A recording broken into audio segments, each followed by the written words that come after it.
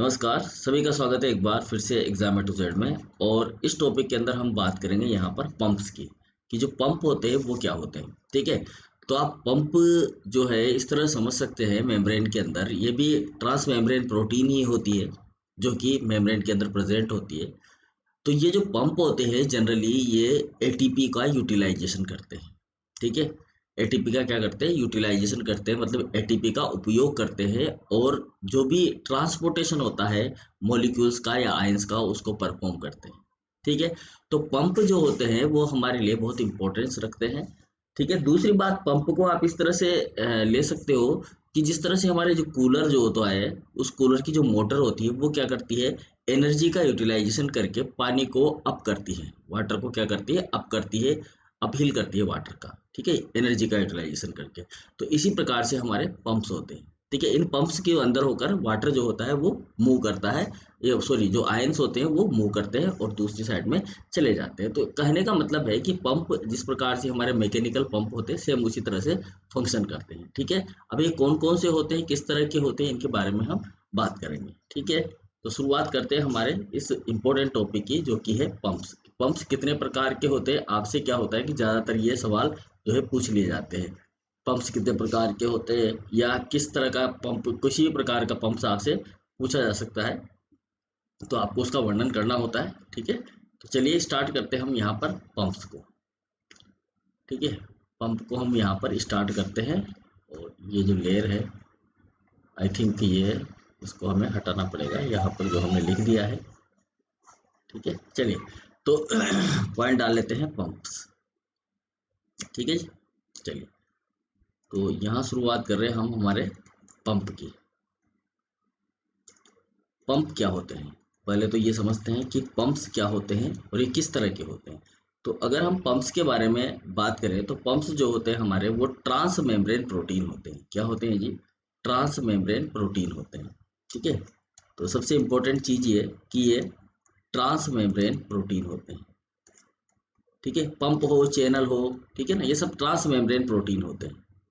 ठीक है, ये ट्रांस मेम्ब्रेन प्रोटीन है और ये ट्रांस मेम्ब्रेन प्रोटीन जो है ये आयनों का ट्रांसपोर्ट करते हैं। किसका करते हैं, आयंस का। ठीक है, आयन जो होते हैं उन आयन का ट्रांसपोर्ट करते हैं। ठीक है, आयन का क्या करते हैं जी, ट्रांसपोर्ट करते हैं, मतलब इसमें से जो भी जाएगा वो आयन होंगे। ठीक है, जनरली क्या होंगे, आयन होंगे, आयंस को ये ट्रांसपोर्ट करने का काम करते हैं। ठीक है, अब इनके अंदर जो आयन होते हैं वो आयन मूव करते हैं। आयन क्या करते हैं, मूव करते हैं, इनमें से गुजरते हैं अक्रॉस द प्लाज्मा मेम्ब्रेन, है ना, अक्रॉस द प्लाज्मा मेम्ब्रेन।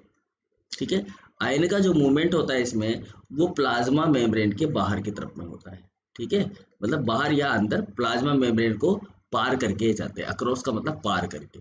ठीक है, प्लाज्मा मेम्ब्रेन को पार करके ये आयन या जो भी एलिमेंट होते हैं वो ट्रांसपोर्ट होते हैं। ठीक है, लेकिन ये किस तरह से ट्रांसपोर्ट होते हैं, तो यहाँ पर इंपॉर्टेंट चीज ये है कि ये ट्रांसपोर्ट होते हैं अगेंस्ट अगेंस्ट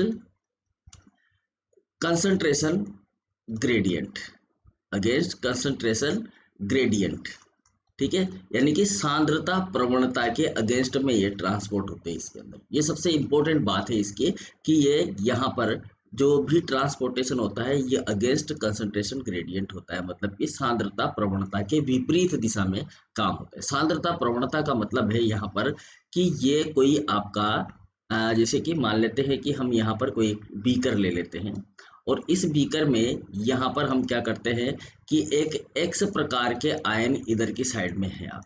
ठीक है, एक्स प्रकार के आयन है इधर की साइड में और यहाँ पर आपने एक मेम्ब्रेन जो है वो लगा रखी है। ठीक है, अब हमें पता है और यहाँ पर जो एक्स प्रकार के आयन है उनकी संख्या है 7। कितनी संख्या है, 7 नंबर है। ठीक है, और इधर एक्स प्रकार के आयन का नंबर है 2।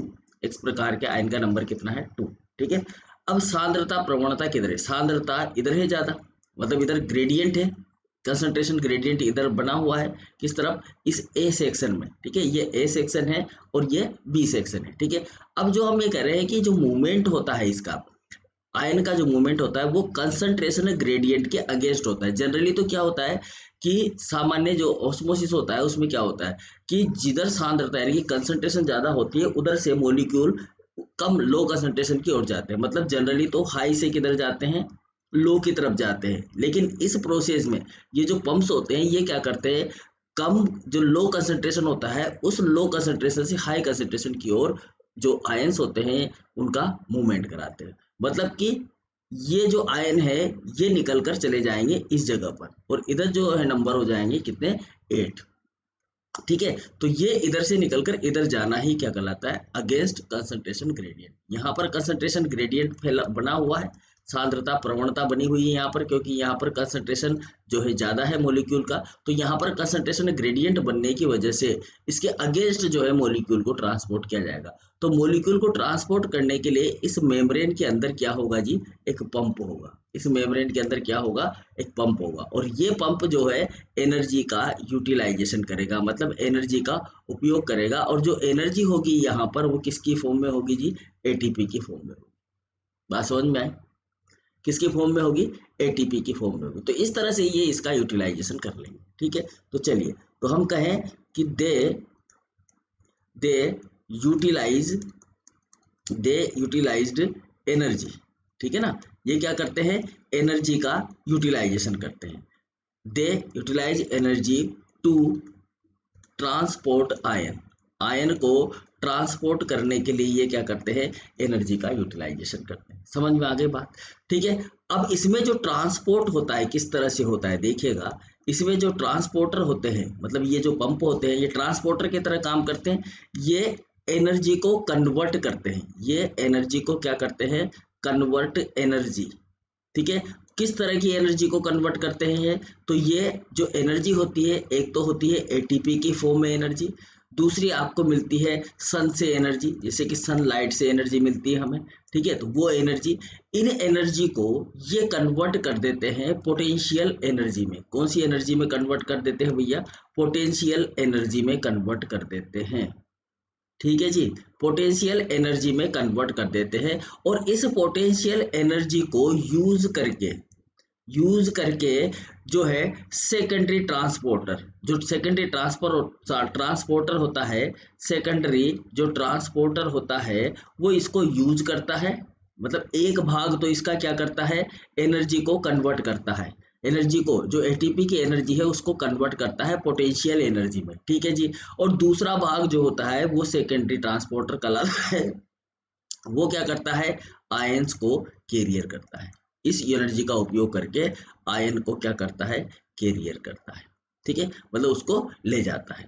ठीक है, आयन को ले जाता है। तो इसमें जो भाग लेते हैं वो आयन चैनल हो सकते हैं, आपके आयन कैरियर हो सकते हैं, कुछ भी पोर्शन हो सकता है। तो इस तरह से ये यहाँ पर फंक्शन करता है अपना पंप। समझ में आया बात। चलिए, अब देखो, इसमें ये जो सिस्टम होता है, इस सिस्टम में मेनली जो चीज होती है वो होता है आपका एक्टिव ट्रांसपोर्ट। क्या होता है जी, एक्टिव ट्रांसपोर्ट होता है इसके अंदर। मेन जो चीज है इसके अंदर वो क्या है, एक्टिव ट्रांसपोर्ट है। ठीक है, मेन जो चीज है वो क्या है, यहाँ पर एक्टिव ट्रांसपोर्ट है। ठीक है, चलिए, तो यहाँ पर हम बात करते हैं एक्टिव ट्रांसपोर्ट की, कि ये एक्टिव ट्रांसपोर्ट किस तरह से होता है। देखो, क्योंकि यहाँ पर क्या है, एनर्जी का यूटिलाइजेशन किया जा रहा है, इसलिए बोलते हैं इसको एक्टिव ट्रांसपोर्ट। ठीक है, तो ये जो पंप होते हैं एक्टिव ट्रांसपोर्ट पंप कहलाते हैं। क्या कहलाते हैं जी, एक्टिव ट्रांसपोर्ट पंप कहलाते हैं, क्योंकि यहाँ पर एक्टिव ट्रांसपोर्ट होता है। ठीक है, तो ये जो एक्टिव ट्रांसपोर्ट पंप होते हैं ये ज्यादातर होते हैं यूनिपोर्ट। क्या हो सकते हैं ये, यूनिपोर्ट हो सकते हैं, यूनिपोर्ट जैसा कि हमने देखा था, और ये हो सकते हैं एंटीपोर्ट। या तो ये यूनिपोर्ट हो सकते हैं या फिर क्या हो सकते हैं, एंटीपोर्ट हो सकते हैं। यूनिपोर्ट में कैसे देखा हमने कि ये मेम्ब्रेन है और ये मेम्ब्रेन है। ठीक है, ये पहले पढ़ चुके हैं हम, यूनिपोर्ट एंटीपोर्ट।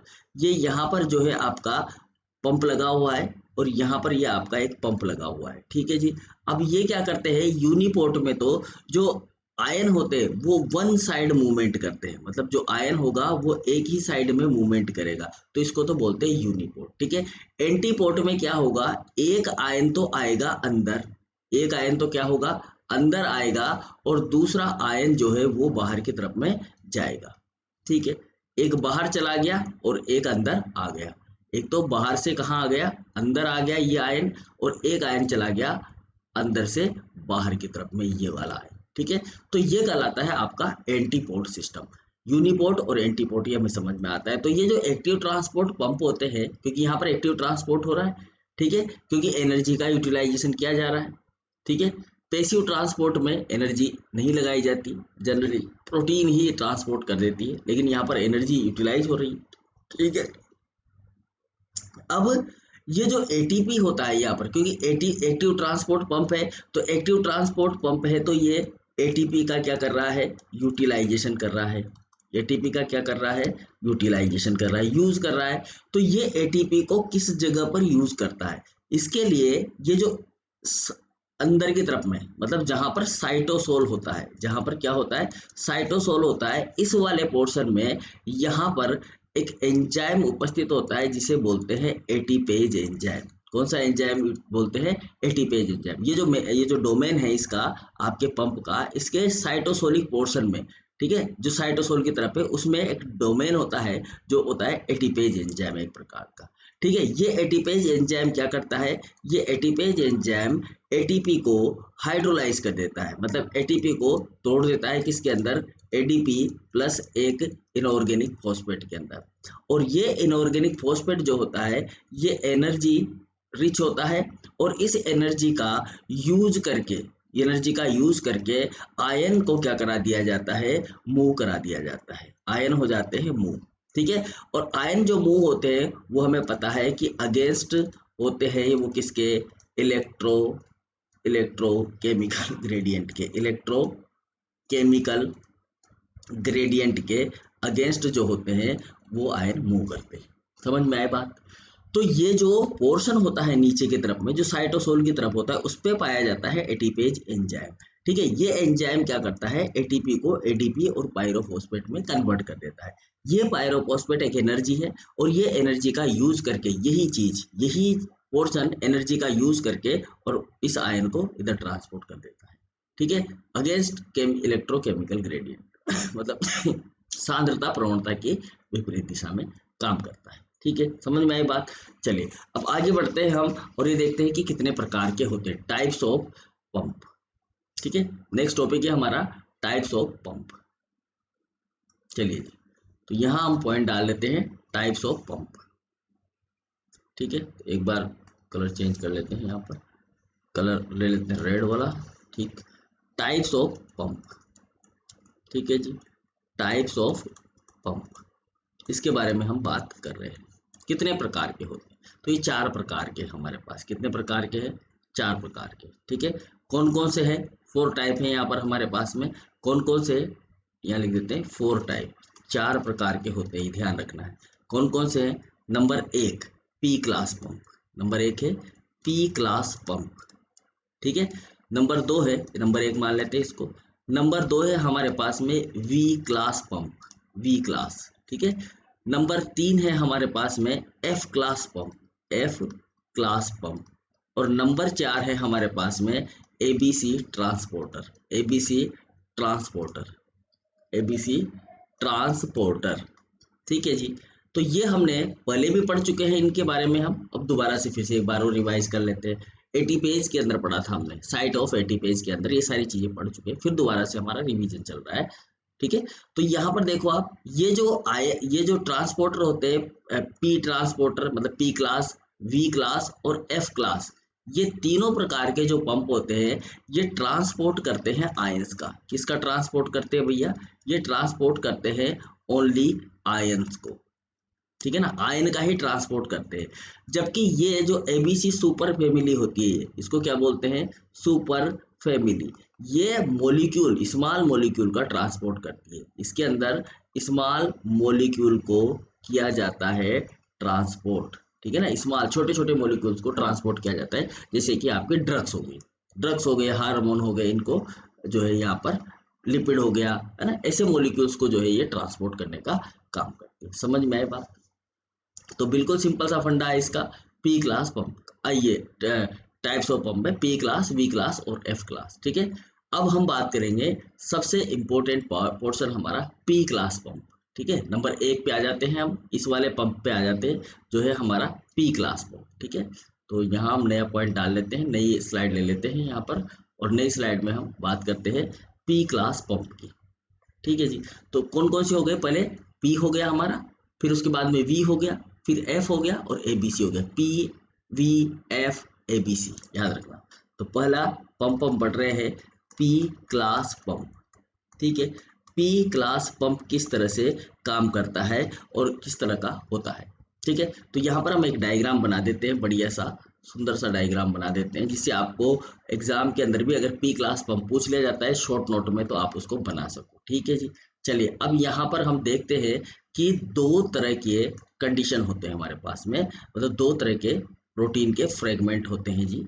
एक ये वाला हो गया हमारा, ठीक है।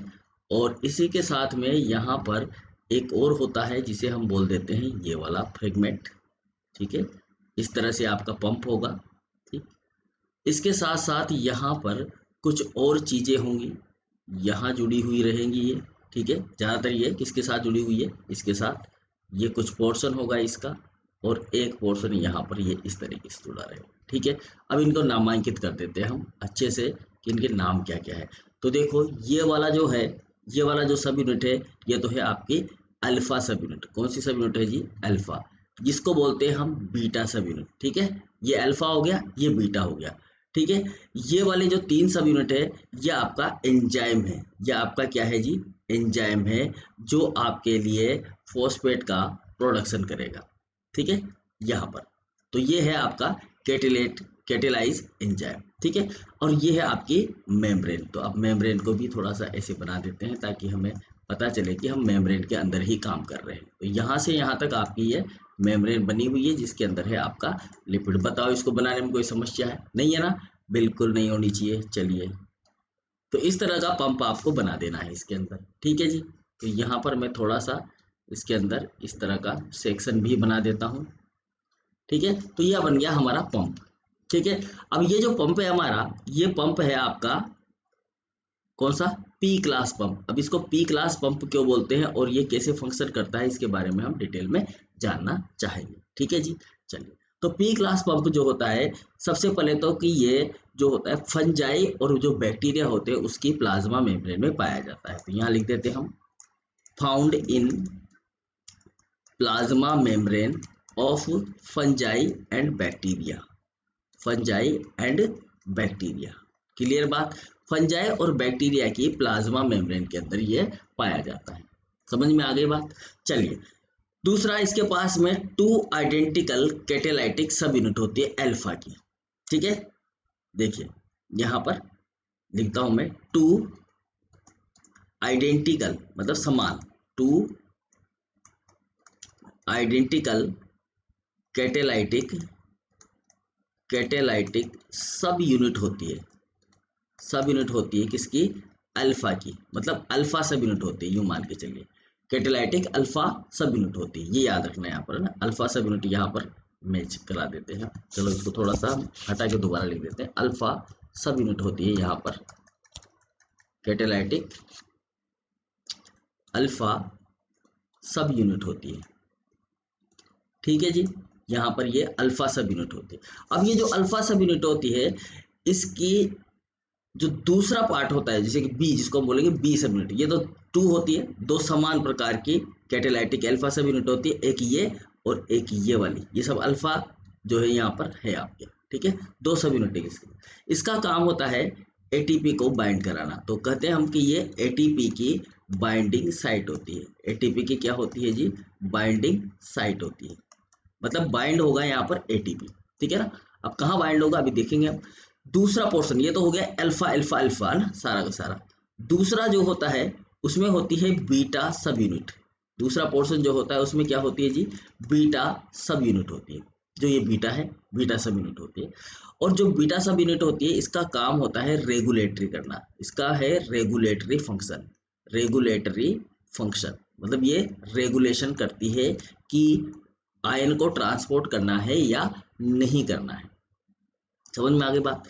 चलिए अब जो ट्रांसपोर्ट होता है वो अल्फा सब यूनिट का फॉस्फोरिलेशन से होता है। देखो कैसे होगा कि यहाँ पर आपका आएगा जी, यहाँ हम ले लेते हैं इसको, ये वाला पोर्शन ले लेते हैं, ये वाला ले लेते हैं रेड वाला, ठीक है। यहाँ पर है आपका एटीपी, यहाँ पर एटीपी है, ये एटीपी तोड़ा जाएगा इस यूनिट के द्वारा। ये जो यूनिट होगी इधर लास्ट में कोने में, इस यूनिट, इस अल्फा यूनिट के द्वारा इस एटीपी को तोड़ा जाएगा किसके अंदर, एडीपी और इनऑर्गेनिक फॉस्फेट के अंदर।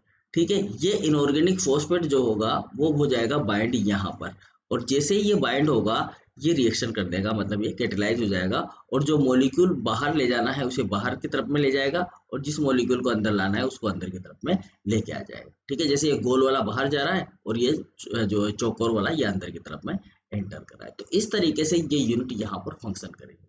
समझ में आ गई बात? तो यहाँ पर क्या होगा, जो आपका ट्रांसपोर्टर होगा, कौन जी, ट्रांसपोर्ट, जो ट्रांसपोर्ट होगा वो किस तरह से होगा, ट्रांसपोर्ट में सबसे पहले जो अल्फा सब यूनिट है, कौन सी यूनिट, अल्फा सब यूनिट। ठीक है, इस अल्फा सब यूनिट का होगा फॉस्फोरिलेशन। क्या होगा, फॉस्फोरिलेटेड। ये अल्फा सब यूनिट होगी फॉस्फोरिलेटेड। क्या हो जाएगी जी, फॉस्फोरिलेटेड हो जाएगी, मतलब इसका फास्फोरिलीकरण हो गया। फास्फोरिलीकरण होने की वजह से ही इसे कहा जाता है पी क्लास पंप। मतलब ऐसा सिस्टम है जिसके अंदर एक प्रोटीन की सभी यूनिट जो होती है वो फास्फोरिलेटेड होती है, मतलब फॉस्फेट इसके साथ जुड़ता है और फॉस्फेट से एनर्जी लेता है, इसलिए इस क्लास के पंप को हम क्या बोलते हैं, पी क्लास पंप बोल देते हैं, जनरली बोल देते हैं। ठीक है, अब जैसे ही इसका फॉस्फोरिलेशन होगा, ये फॉस्फोरिलेटेड होगी, ये ट्रांसपोर्ट कर देगी आयंस को। किसको कर देगी, ट्रांसपोर्ट कर देगी किसको, आयंस को। ठीक है ना, आयन ट्रांसपोर्ट हो जाएंगे थ्रू कहाँ से होंगे ये भी ध्यान रखना है, तो इस अल्फा सब यूनिट से होंगे, थ्रू अल्फा सब यूनिट, थ्रू अल्फा सब यूनिट। ठीक है ना, इस अल्फा सब यूनिट के थ्रू जो है आपके आयन जो होंगे वो ट्रांसपोर्ट हो जाएंगे। समझ में आ गई बात? ठीक है, जो आयन होंगे वो यहाँ से ट्रांसपोर्ट हो जाएंगे जी अल्फा सब यूनिट के साथ में। ठीक है, तो ये मिट नहीं रहा है, चलो कोई बात नहीं है, इसको मैं मिटाने की कोशिश कर रहा हूँ पीछे वाला, कोई नहीं। ठीक है, चलिए, तो ये हो गया आपका सिस्टम पी क्लास पंप का। ठीक है, तो यहाँ पर जो ट्रांसपोर्ट होगा आयन का किसके थ्रू होगा, अल्फा सब यूनिट के थ्रू, मतलब ये जो अल्फा सब यूनिट है ये इसको ट्रांसपोर्ट कर देगी। तो ये होते हैं हमारे पी क्लास पंप। अब ये पी क्लास पंप जो होते हैं इनके भी कुछ टाइप्स हैं। जो पी क्लास पंप है इनके भी क्या है जी, कुछ टाइप्स है। तो कौन कौन से टाइप्स है उनके बारे में हम बात करते हैं कि पी क्लास पंप के कौन कौन से टाइप्स है।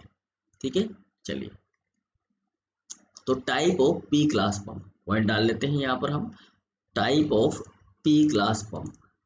ठीक है, types of P class pump. ठीक है, अब पी क्लास पंप के टाइप कौन कौन से हैं इसके बारे में हम चर्चा करते हैं। ठीक है, तो देखो सबसे पहला है हमारा यहाँ पर सोडियम पोटेशियम पंप। सबसे पहला जो पंप है वो कौन सा है जी, sodium potassium ATPase pump, ATPase pump. ठीक है, अब ये sodium potassium pump ATPase pump हम 10 बार पढ़ चुके हैं। ठीक है ना, अब थोड़ा सा ही ज़्यादा जानकारी नहीं लेंगे, हम नॉर्मल सी जानकारी लेंगे, क्योंकि आप पिछले वीडियो देखकर इसको समझ सकते हो कि ये किस प्रकार से काम करता है। तो आपका ये सोडियम पोटेशियम पंप इस प्रकार से है। ठीक है, और इसमें क्या होता है कि सोडियम आयन को अंदर की तरफ में लाया जाता है और पोटेशियम आयन को बाहर की तरफ में निकाला जाता है। बस इतना सा ध्यान रखना है, पोटेशियम आयन बाहर और सोडियम आयन को यहाँ पर अंदर की तरफ में इंसर्ट किया जाता है। ठीक है ना, तो इस तरह का ये सोडियम आयन को बाहर और पोटेशियम आयन को अंदर लाया जाता है, ये इस तरह का सिस्टम हो जाता है। तो सोडियम आयन को तो करना है हमें आउट और पोटेशियम आयन को करना है जी इन। ठीक है, थोड़ा सा इसमें चेंज कर लेते हैं हम, क्योंकि सोडियम अंदर नहीं होना चाहिए ज़्यादा अमाउंट में, तो सोडियम आयन को तो कर देंगे बाहर और पोटेशियम आयन को क्या कर देंगे जी, इन कर देंगे। अगर इस तरह का सिस्टम है तो ये आपका सोडियम पोटेशियम एटीपेज होगा। क्यों होगा यहाँ पर, क्योंकि यहाँ पर इस जगह पर इसमें एटीपेज एंजाइम पाया जाएगा। ये वाला जो पोर्शन होगा, ये वाला पोर्शन यहाँ पर क्या करेगा, एटीपी को तोड़ देगा किसके अंदर, एडीपी और एक इनऑर्गेनिक फॉस्फेट के अंदर। ठीक है, और ये इनऑर्गेनिक फॉस्फेट हो जाएगा यहाँ पर बाइंड, और ये जो रिएक्शन है इसको कर देगा कैटेलाइज। सिंपल। तो हम यहाँ पर ये लिख सकते हैं कि ये जो पंप होते हैं ये एनिमल में पाए जाते हैं। सबसे पहली बात, ये कहाँ पाए जाते हैं, तो फाउंड इन एनिमल। ठीक है, केवल ये प्लांट्स के अंदर नहीं पाए जाती, ये भी ध्यान रखना है इसके बारे में, ये प्लांट्स के अंदर नहीं पाए जाती, ये एनिमल की जो प्लाज्मा मेम्ब्रेन होती है, found in animal plasma membrane. Animal की प्लाज्मा मेम्ब्रेन के ऊपर पाए जाते हैं। ठीक है, ये एक प्रकार के एंटीपोट होते हैं। एंटीपोट का मतलब समझ में आ गया कि ये एंटीपोट होते हैं, ज़्यादा इन्फॉर्मेशन नहीं लिखनी हमें। एंटीपोट आयन पंप होते हैं ये। एंटीपोट आयन पंप कैसे हो रहे हैं जी? एंटीपोट इसलिए हो रहे हैं क्योंकि एक आयन अंदर आ रहा है और एक आयन यहाँ से क्या कर रहा है, बाहर जा रहा है, इसलिए हम इसको क्या बोलते हैं, एंटीपोट बोल देते हैं। क्या बोल देते हैं भैया?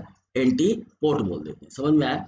चलिए, दूसरी चीज, इसके अंदर जो सोडियम होता है, सोडियम आयन जो होता है वो तो होता है आउट। सोडियम आयन को तो क्या किया जा रहा है, आउट किया जा रहा है, और पोटेशियम आयन को क्या किया जाता है, इन किया जाता है, against against concentration gradient, concentration gradient के अगेंस्ट। ठीक है, तो ये प्रोसेस होता है सोडियम पोटेशियम पंप में। समझ गए? बार बार वही चीज आ रही है। ठीक है, दूसरा दूसरा इंपॉर्टेंट, दूसरे को हम ढंग से समझ रहे हैं यहाँ पर। ठीक है, सेकेंड नंबर का जो है आपका, वो है यहाँ पर स्पेशल टाइप का आपका हाइड्रोजन पोटेशियम पंप।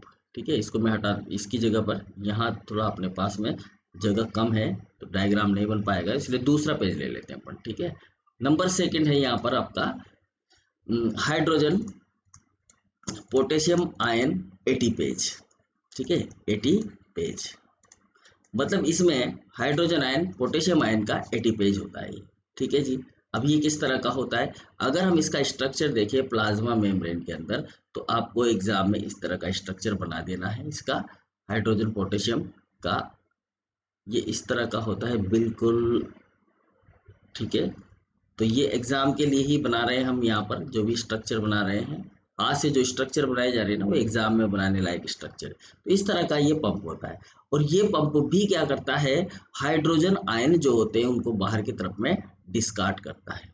इसको बाहर डिस्कार्ड करता है जी, हाइड्रोजन आयन को बाहर की तरफ में ले जाता है। जब ये हाइड्रोजन आयन को बाहर की तरफ में ले जाता है, तो यहाँ पर एक कैटालाइटिक रिएक्शन होती है। उस रिएक्शन में जो एटीपी होता है वो टूटकर एडीपी और आपके इनऑर्गेनिक फॉस्फेट में बदल जाता है, और ये पायरोफॉस्फेट यहाँ पर अटैच हो जाता है। ठीक है, तो ये इस तरह का सिस्टम होता है इसके अंदर।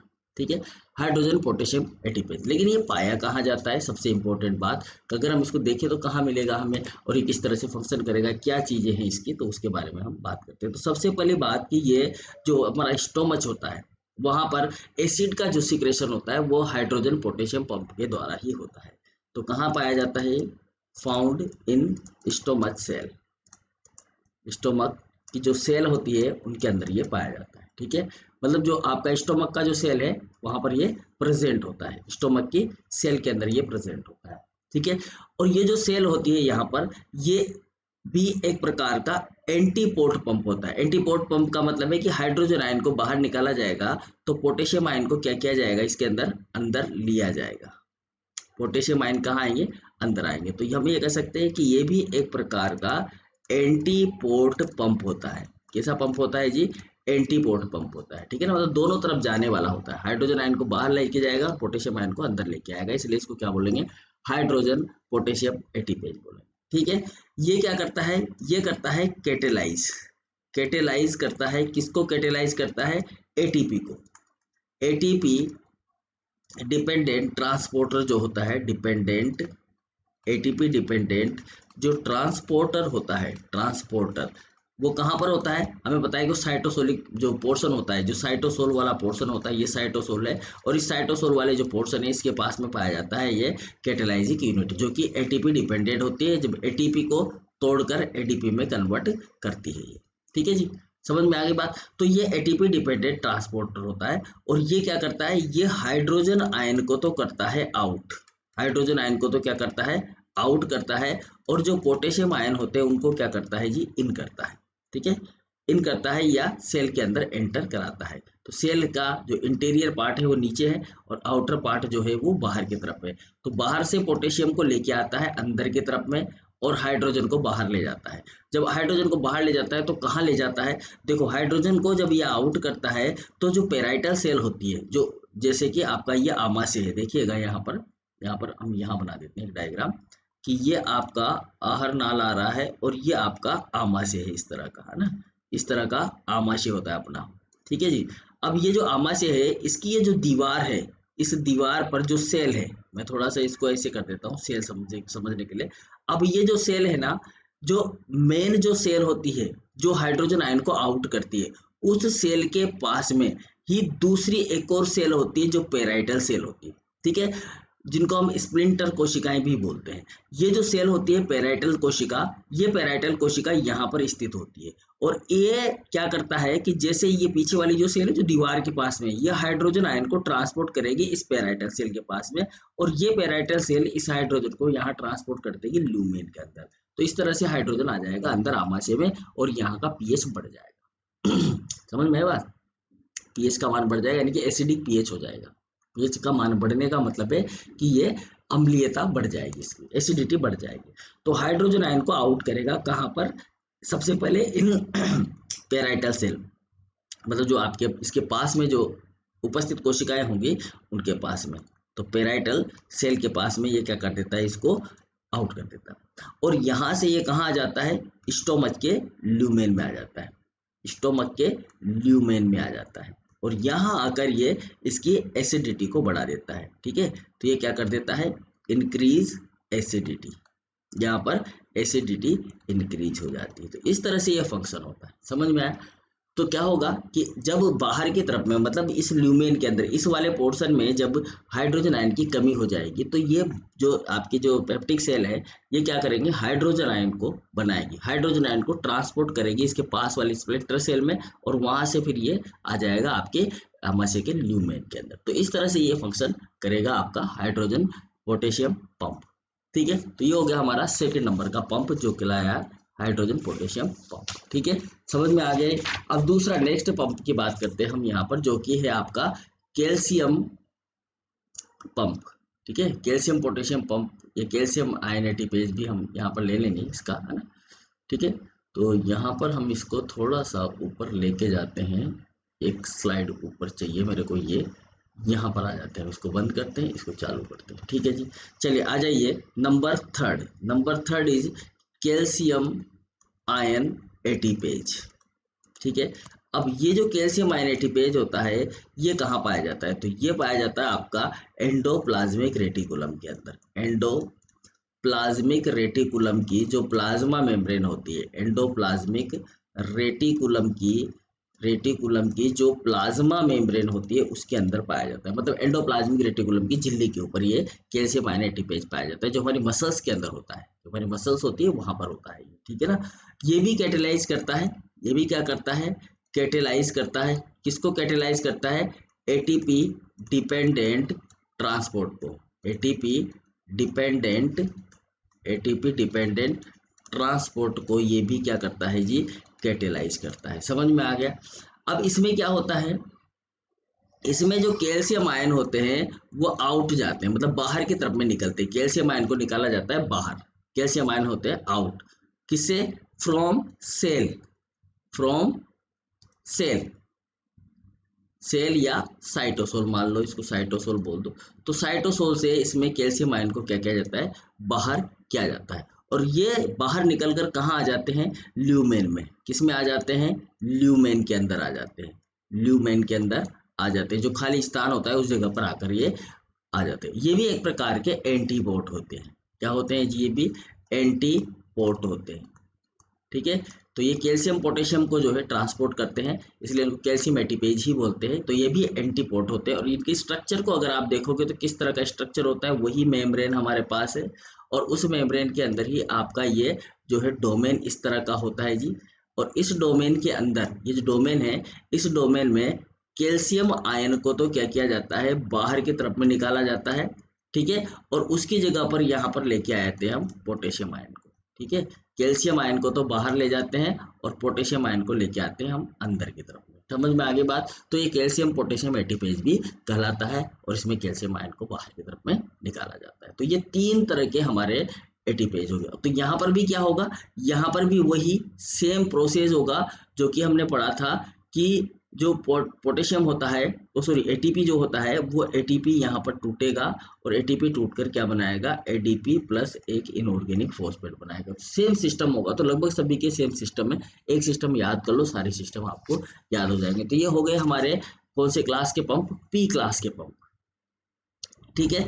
अब आ जाते हैं हम वी क्लास पंप पर। ठीक है, तो ये वी क्लास के जो पंप है थोड़े से भारी स्ट्रक्चर वाले हैं, इसलिए हमने यहाँ पर इसका स्ट्रक्चर रखा हुआ है। तो ये जो पंप है हमारे, वो कौन सी क्लास का है जी? We class pump. इसको बोलेंगे हम वी क्लास पंप। ठीक है, वी क्लास पंप। तो अब यहाँ पर देखते जाओ इसको, ये थोड़ा सा कॉम्प्लिकेटेड है ना? आपको लग रहा है कि ये काफ़ी ज़्यादा कॉम्प्लिकेटेड है, और हमने इतने कॉम्प्लिकेटेड नहीं बनाए, लेकिन इसका एक सिंपल स्ट्रक्चर भी हम यहाँ पर बनाएंगे। ठीक है ना, इसका एक सिंपल स्ट्रक्चर भी हम यहाँ पर बनाएंगे कि वो किस तरह का होता है। ठीक है, तो इसके अंदर जो है, यहाँ पर मैं बना देता हूँ इसका सिंपल स्ट्रक्चर। पहले तो हम इसको समझ लेते हैं कि इसके अंदर क्या क्या चीज़ें हैं, उसके अकॉर्डिंग हम यहाँ पर बनाते हुए चलेंगे, तो आपको एग्जाम में बनाने में सुविधा रहेगी। ये सब बनाने की जरूरत नहीं है एग्जाम के अंदर कि आप इतना बड़ा भारी बनाओ, लेकिन CSI और नेट के लिए बहुत इंपॉर्टेंस रखता है। इसके अंदर कौन कौन सी यूनिट होती है? तो इसके अंदर मेनली दो चीजें होती है। एक चीज तो जो ट्रांस मेम्ब्रेन के अंदर है, मतलब एक पोर्शन तो जो इस मेम्ब्रेन के अंदर धसा हुआ है वो, यानी कि ये जो सी वाला पोर्शन है वो, और एक पोर्शन जो इसके साइटोसोल में है, जहां पर A B D B, है ना, ये सारी यूनिट है, E G C, ये सारी यूनिट है। ठीक है, ये यूनिट है और ये फंक्शन करेगा यहाँ पर। ठीक है, तो अब हम देखते हैं पहले इसको कि ये कैसे काम करता है हमारा सिस्टम। तो देखो, सबसे पहली बात अगर हम करें तो ये जो वी क्लास के पंप होते हैं, ये ट्रांसपोर्ट करते हैं ओनली हाइड्रोजन आयन को। किसको ट्रांसपोर्ट करते हैं जी? Transport only hydrogen ion. ठीक है, हाइड्रोजन आयन को ही ट्रांसपोर्ट करते हैं, यहाँ पर कोई दूसरा आयन नहीं जा रहा है। देखो ये निकल रहा है, वो कौन निकल रहा है? यहाँ पर हाइड्रोजन आयन निकल रहा है ना, 2 हाइड्रोजन आयन जो है यहाँ पर निकाले जा रहे हैं। तो ये केवल ट्रांसपोर्ट करते हैं किसका? हाइड्रोजन आयन का।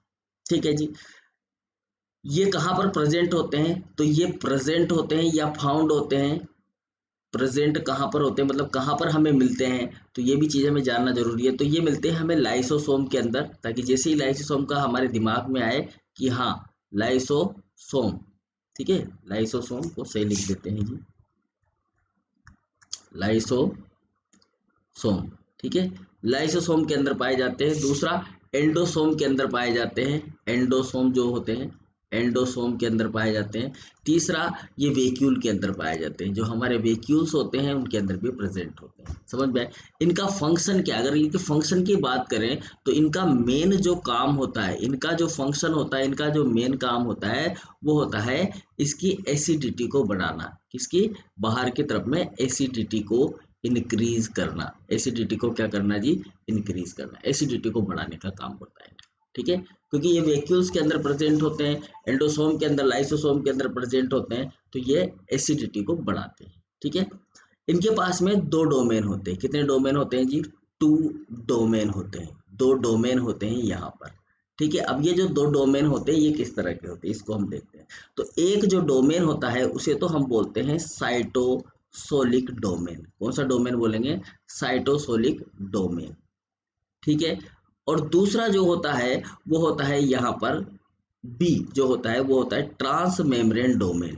Trans membrane domain, transmembrane domain. ठीक है जी, ये 2 तरह के डोमेन होते हैं यहाँ पर। एक होता है साइटोसोलिक डोमेन और दूसरा होता है ट्रांस मेम्ब्रेन डोमेन।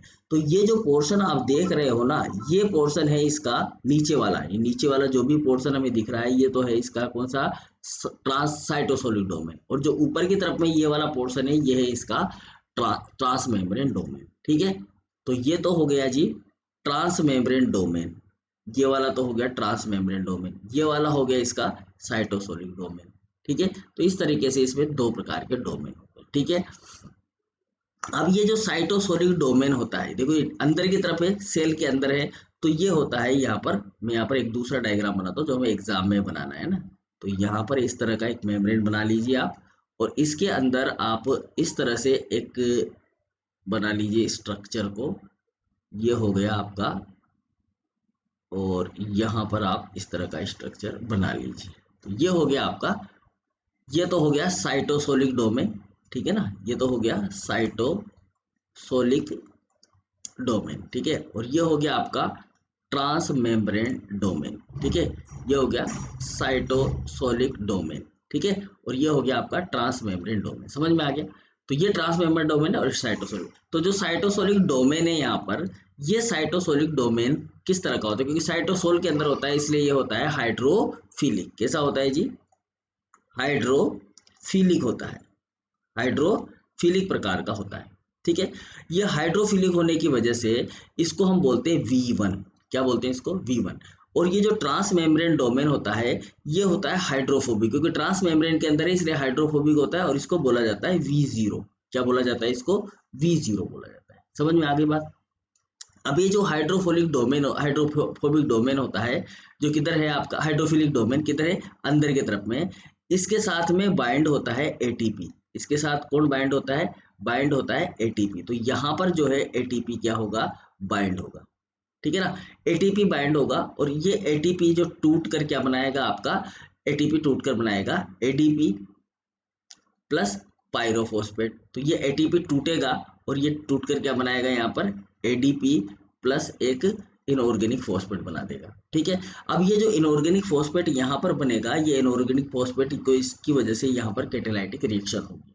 ठीक है, और वो ये एक प्रकार की एनर्जी है। इस एनर्जी का यूटिलाइजेशन करके जो हाइड्रोजन है वो पंप आउट हो जाएगा। हाइड्रोजन क्या हो जाएगा जी? पंप आउट हो जाएगा। लेकिन यहाँ पर जो हाइड्रोजन पंप होगा वो किसके थ्रू होगा? वो कहाँ से निकलेगा? तो हाइड्रोजन जो निकलेगा ना वो इस ट्रांस मेम्ब्रेन डोमेन में से निकलेगा। देखो आप कहाँ से निकल रहा है वो?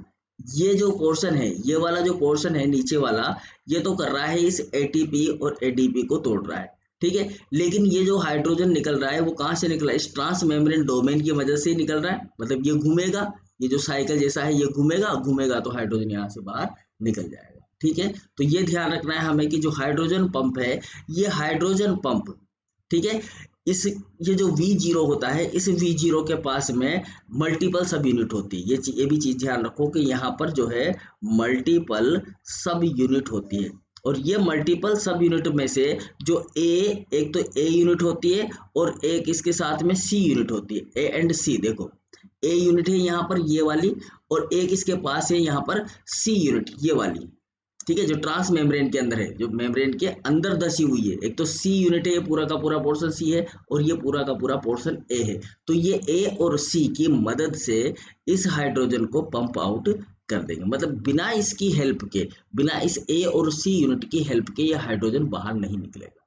ठीक है, तो यहाँ पर दो तरह की चीजें हैं, आप ये समझ सकते हो कि यहाँ पर दो तरह की चीजें, हम इसको ऐसे कर देते हैं, ये है इसका ए और ये इसका सी है।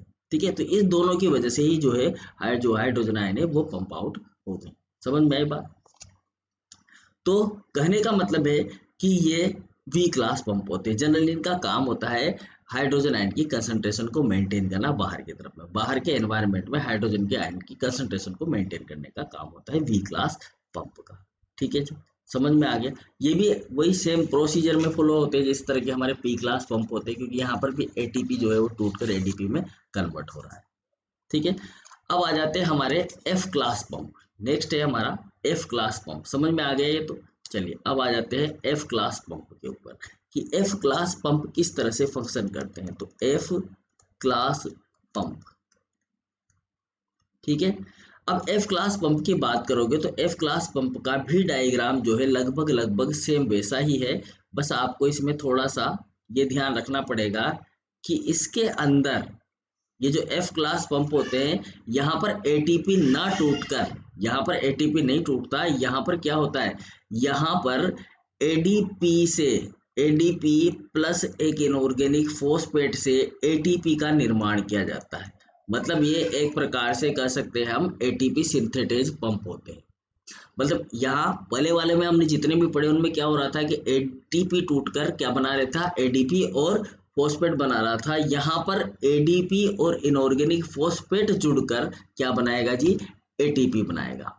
ठीक है, समझ में आ गई बात? क्या बनाएगा, एटीपी बनाएगा। इसलिए ये वाला जो पंप होता है इंपॉर्टेंट होता है। इसलिए ऐसे जो पंप होते हैं उनको बोला जाता है एटीपी सिंथेटेज पंप। क्या बोला जाता है, एटीपी सिंथेज पंप, क्योंकि यहाँ पर एटीपी का क्या हो रहा है, संश्लेषण हो रहा है। तो ये एटीपी सिंथेज पंप होते हैं। ठीक है, ये भी क्या करते हैं, ये भी हाइड्रोजन आयन को बाहर निकालते हैं। इनमें से भी हाइड्रोजन आयन ही बाहर निकलते हैं। ठीक है, अब देखो ये कहाँ पाए जाते हैं, सॉरी हाइड्रोजन आयन बाहर नहीं जाते, हाइड्रोजन आयन अंदर आते हैं। ये क्योंकि हाइड्रोजन आयन जब अंदर आएगा ना, जब ही एडीपी और पायरोफॉस्फेट मिक्स होंगे और एटीपी बनेगा। तो हाइड्रोजन आयन यहाँ पर क्या होते हैं, इन होते हैं। हाइड्रोजन आयन इन में आते हैं, ठीक है ना, हाइड्रोजन आयन होते हैं इन, तो यहाँ पर हाइड्रोजन आयन अंदर की तरफ में मूव करेगा, ये ध्यान रखना है बस। क्लियर बात। चलिए अब आगे देखते हैं इसके। तो कहने का मतलब देखने में तो हमें जैसे दिखते हैं, तो हम ये कह सकते हैं कि ये सिमिलर होते हैं, क्या होते हैं, similar to V class pump, similar to V class pump, जो वी क्लास के पंप होते हैं उनके समान होते हैं, ठीक है। दूसरी बात, लेकिन ये काफी कॉम्प्लिकेटेड होते हैं, बट कॉम्प्लिकेटेड कैसे होते हैं, कॉम्प्लिकेटेड होते हैं, ज़्यादा कॉम्प्लिकेटेड होते हैं वी क्लास पंप से। क्यों होते हैं, क्योंकि यहाँ पर एटीपी का तोड़ने की बजाय एटीपी का निर्माण किया जा रहा है, एटीपी को तोड़ने की बजाय क्या किया जा रहा है, एटीपी का निर्माण किया जाता है। इनमें अलग अलग प्रकार के डिफरेंट प्रकार के ट्रांस मेम्ब्रेन और साइटोसोलिक सब यूनिट होते हैं। तो हम कह सकते हैं कॉम्प्लिकेटेड क्यों होते हैं, क्योंकि इनके पास में डिफरेंट अलग अलग प्रकार के साइटोसोलिक साइटोसोलिक और ट्रांस मेम्ब्रेन डोमेन होते हैं। Transmembrane transmembrane domain यहाँ पर प्रेजेंट होते हैं अलग अलग प्रकार के, इसलिए इसको हम क्या बोल रहे हैं कि ये बहुत ही कॉम्प्लिकेटेड स्ट्रक्चर होती है, ठीक है जी। ये केवल प्रोटॉन को ही ट्रांसपोर्ट करते हैं, transport only proton, transport only proton, केवल ये प्रोटॉन का ही ट्रांसपोर्ट करते हैं और दूसरी चीज को ट्रांसपोर्ट नहीं करते हैं, ठीक है ना। ये केवल ट्रांसपोर्ट किसका करते हैं जी, केवल प्रोटॉन का, केवल प्रोटॉन को ही ट्रांसपोर्ट करते हैं और दूसरी चीज को ट्रांसपोर्ट नहीं करते हैं, इस तरह के डोमेन, ठीक है। कहाँ पाए जाते हैं, तो ये पाए जाते हैं फाउंड इन माइटोकॉन्ड्रिया, माइटोकॉन्ड्रिया में एटीपी का संश्लेषण होता है कि नहीं होता, होता है ना, तो वहां पर प्रेजेंट होते हैं, फाउंड इन माइटोकॉन्ड्रिया। तो माइटोकॉन्ड्रिया में जो एटीपी का संश्लेषण होता है वो इन्हीं पंप के द्वारा होता है, क्योंकि वहां पर क्या होता है, माइटोकॉन्ड्रिया की जो मेम्ब्रेन होती है उसमें हाइड्रोजन आयन का कंसंट्रेशन बढ़ता रहता है, हाइड्रोजन आयन जो होता है वो पंप होता है, और जैसे ही पंप होता है ये एटीपेज सिंथेटेज एंजाइम जो होता है, जो ये पंप काम कर रहा है यहाँ पर, ये मूव करता है, मूवमेंट करता है, और मूवमेंट करते ही यहाँ पर एटीपी और पायरोफॉस्फेट जुड़कर एटीपी बना लेते हैं, और ये हमारी ऊर्जा के रूप में स्टोर हो जाता है। इसलिए हम माइटोकॉन्ड्रिया को क्या बोलते हैं, कोशिका का शक्तिगृह, क्योंकि ये पावर को जनरेट कर रहा है, एटीपी बना रहा है, एटीपी को तोड़ नहीं रहा है, एटीपी को जनरेट कर रहा है। तो ये कहाँ पाया जाता है, माइटोकॉन्ड्रिया में पाया जाता है। एक बैक्टीरिया की जो प्लाज्मा मेम्ब्रेन होती है, बैक्टीरियल प्लाज्मा मेम्ब्रेन, वहां पर भी पाया जाता है, क्योंकि इस बैक्टीरियल प्लाज्मा मेम्ब्रेन में एक स्ट्रक्चर होती है जी, मीजोसोम। कौन सी स्ट्रक्चर होती है, मीजोसोम, तो वहां पर ये प्रेजेंट होता है। क्लियर बात। अब ये क्या करता है, तो ये करता है सिंथेसिस, क्या करता है जी, सिंथेसिस करता है, किसका सिंथेसिस करता है जी, एटीपी का।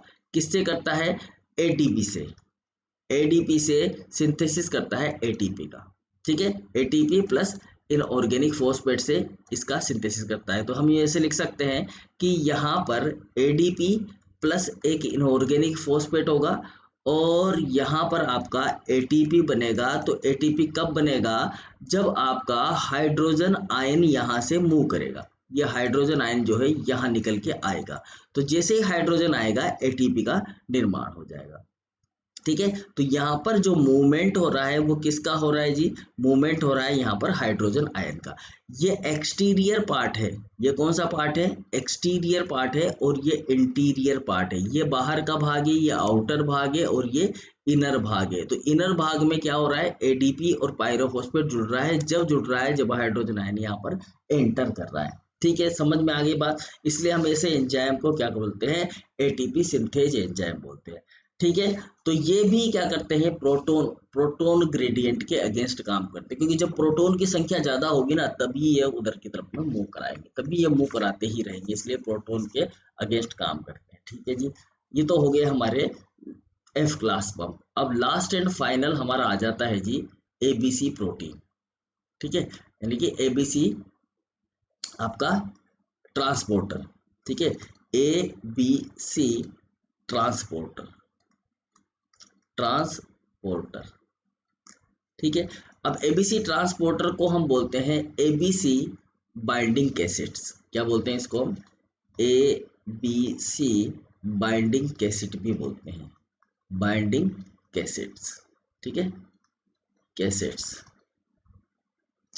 कैसेट का मतलब होता है जी जब आपने सुना होगा पहले पुराने जमाने में कैसेट्स आया करते थे, आज भी आते हैं वीडियो कैसेट्स। वो वीडियो कैसेट क्या होते हैं, आगे पीछे दोनों तरफ से चलाते हैं। जब एक बार एक तरफ के गाने खत्म हो जाते थे तो उसको पलट के दूसरी तरफ लगा दिया जाता था, फिर दूसरी तरफ के गाने खत्म होते उसको पलट के दूसरी तरफ लगा दिया जाता था, तो वो दोनों तरफ घूमते थे, समझ रहे हो, इसलिए इसको क्या बोलते हैं, कैसेट बोलते हैं। काम समझ में आ गया, कैसेट। तो ये भी क्या करेंगे, दोनों तरफ घूमेंगे, इनकी ड्यूल नेचर होती है, दोनों तरफ घूमते हैं और घूम घूम कर ये क्या करते हैं, वही एटीपी को एडीपी में तोड़ते हैं, पायरोफॉस्फेट बनाते हैं और आपका जो भी काम होना है ट्रांसपोर्टेशन का वो कर देते हैं। ठीक है, तो अब पहले हम इसको देख लेते हैं कि ये करते क्या है। तो ये करते हैं कैटेलाइज, वही कैटेलाइजेशन की ही अभिक्रिया होगी क्योंकि एक प्रकार के एंजाइम ही होते हैं। तो कैटेलाइज करते हैं ये ट्रांस मेम्ब्रेन के अंदर, ट्रांस मेम्ब्रेन के अंदर, ट्रांस मेम्ब्रेन जो होती है, ठीक है, ट्रांस मेम्ब्रेन के अंदर मूवमेंट को, किसके मूवमेंट को, movement of organic compound, movement of organic compound को कैटेलाइज करते हैं, ऑर्गेनिक कंपाउंड को। ठीक है, मतलब जो ऑर्गेनिक कंपाउंड होंगे उनके मूवमेंट को ये क्या करेंगे जी, कैटेलाइज करेंगे। समझ में आया बात। ठीक है, जैसे कि ड्रग, जो ड्रग होती है हमारी, उस ड्रग का ये कैटेलाइजेशन करते हैं, यहाँ पर उस ड्रग को कैटेलाइज करते हैं, मतलब मेम्ब्रेन से ट्रांसपोर्ट करते हैं। किस तरह के होते हैं, तो इसके अंदर होते हैं 4 कोर डोमेन। कितने कोर डोमेन होते हैं, 4 कोर डोमेन प्रेजेंट होते हैं इसके अंदर। कोर डोमेन मतलब इसमें 4 कोर डोमेन होते हैं, 4 भाग होते हैं इसके। ठीक है, 4 क्या होते हैं, कोर डोमेन होते हैं। यहाँ पर थोड़ा सा सही लिख देते हैं इसको, कोर डोमेन। ठीक है जी, 4 कोर डोमेन होते हैं यहाँ पर। ठीक है, अब ये जो 4 कोर डोमेन होते हैं इनमें से 2 तो होते हैं ट्रांस मेम्ब्रेन डोमेन, सॉरी, 2 तो होते हैं यहाँ पर ट्रांस मेम्ब्रेन डोमेन। 2 तो क्या होते हैं, ट्रांस मेम्ब्रेन डोमेन होते हैं। ठीक है, और 2 होते हैं इसके अंदर साइटोसोलिक डोमेन। 2 होते हैं कौन से, साइटोसोलिक डोमेन।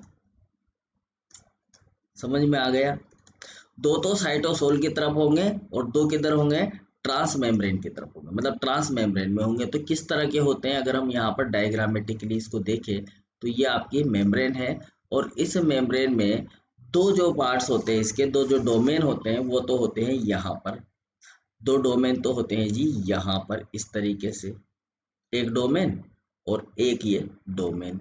ये फ्लिप फ्लॉप डोमेन होते हैं, घूमते रहते हैं। इसके अलावा 2 डोमेन होते हैं जो नीचे की तरफ में होते हैं यहाँ पर, एक डोमेन यहाँ पर प्रेजेंट होता है और एक डोमेन यहाँ पर प्रेजेंट होता है। ठीक है जी, तो ये तो होता है आपका, इस डोमेन को तो बोलते हैं ट्रांस मेम्ब्रेन डोमेन है इसका नाम, इसलिए इसको बोल देते हैं हम टी डोमेन, और ये भी हो गया टी डोमेन। ये साइटोसोल की तरफ होता है इसलिए इसको बोल देते हैं ए डोमेन और इसको भी बोल देते हैं हम ए डोमेन। ठीक है, क्लियर हो गई बात। चलिए, अब ये जो टी डोमेन होता है आपका, ये टी डोमेन होता है अल्टरनेटिव, इसका जो पाथ होता है वो होता है अल्टरनेटिव पाथ। अल्टरनेटिव पाथ होने की वजह से ये आउटवर्ड, मतलब आउट और इनवर्ड, आउट और इन में फ्लिप होता रहता है।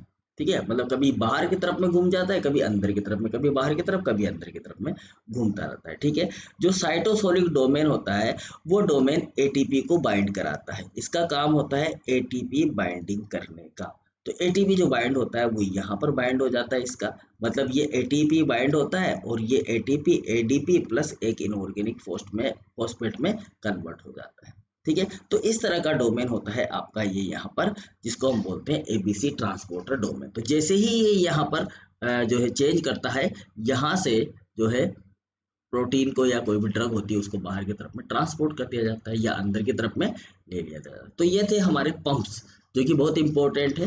ठीक है, नेक्स्ट क्लास में हम बात करेंगे हमारे लास्ट टॉपिक जो है प्लाज्मोडेस्माटा, इस यूनिट का। ठीक है, तो इस तरह से आपकी ये यूनिट जो है वो खत्म हो जाएगी। अब हमारा एक ही टॉपिक बचा है प्लाज्मोडेस्माटा इस फर्स्ट यूनिट के अंदर, इसके बाद हम सेकंड यूनिट की तैयारी करेंगे। ठीक है जी, thank you for watching, good bye.